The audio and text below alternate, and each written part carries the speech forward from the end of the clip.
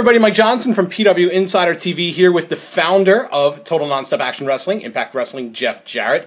Jeff, we haven't seen you on TV in quite a while, but we thank you for talking to us for a little bit. First of all, I want to ask you, Ring Ka King, obviously a different concept for a wrestling TV show, a different market. Where does that concept stand today? What's the future of the project? Well, you said you hadn't seen me on TV. You must just be really, really domesticated, because I've been on TV in India, I've been on TV in Mexico. That's true. No. Where does Ring Ka King stand? Yeah. You know what? It's a real corporate environment dealing with Endemol, which is a great company to work with. We're working with them in several different countries around the world right now in developmental stages. All the different projects are in different stages. But in India, the Colors Network, the climate and the culture of that country is so unique in that we are in discussions, but are there any definite plans? Absolutely not. But we continue to work on that. I can say that, you know, doing Ring Ka King in 2012 was one of the most rewarding experiences that I've ever had.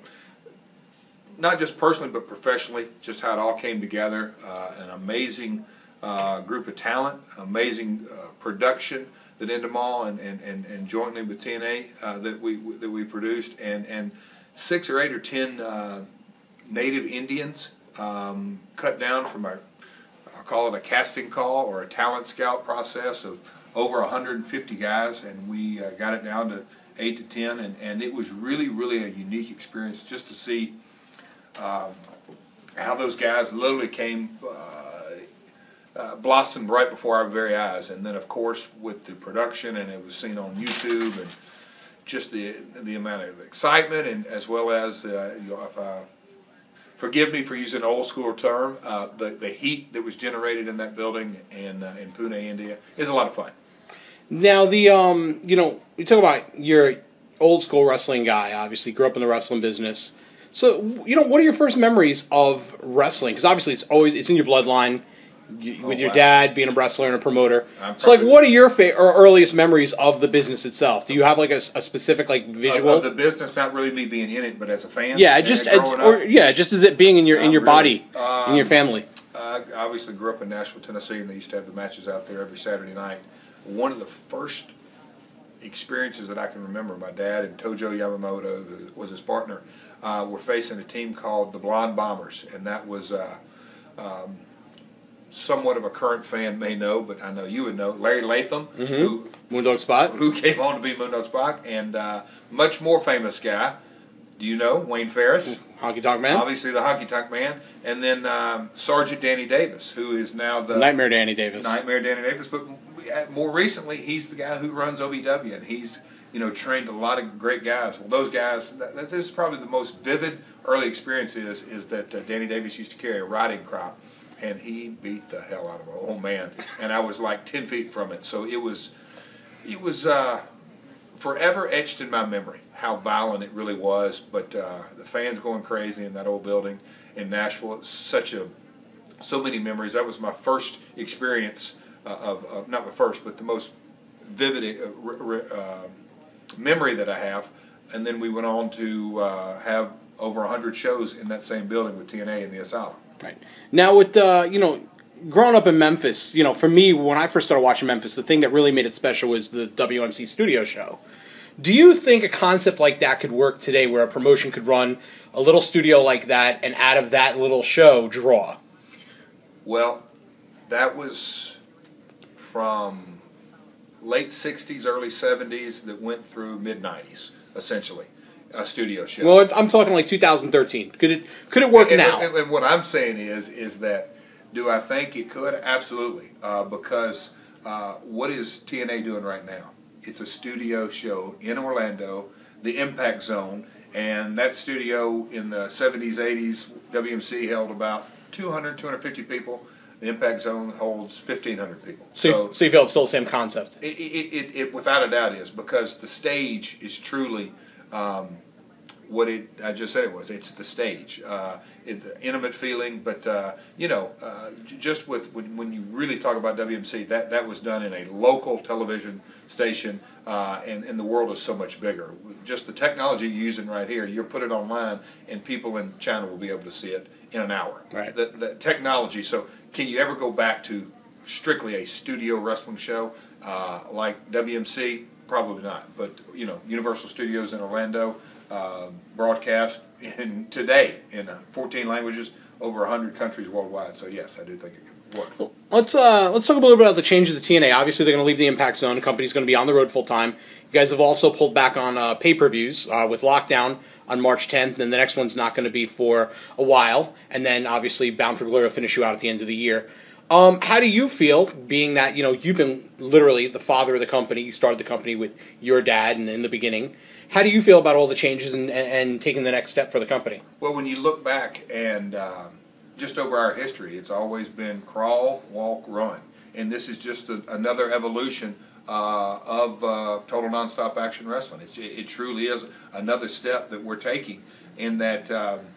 When you say that, I don't know how you just said it, but the reduction in pay-per-views, our reduction in episodic pay-per-views. Our theme pay-per-views are going to be filmed next month, and you will be able to see on direct, on Dish, on In-Demand, the theme pay-per-views that we'll call them. They're non-episodic, so it's just an evolution of how we're doing business.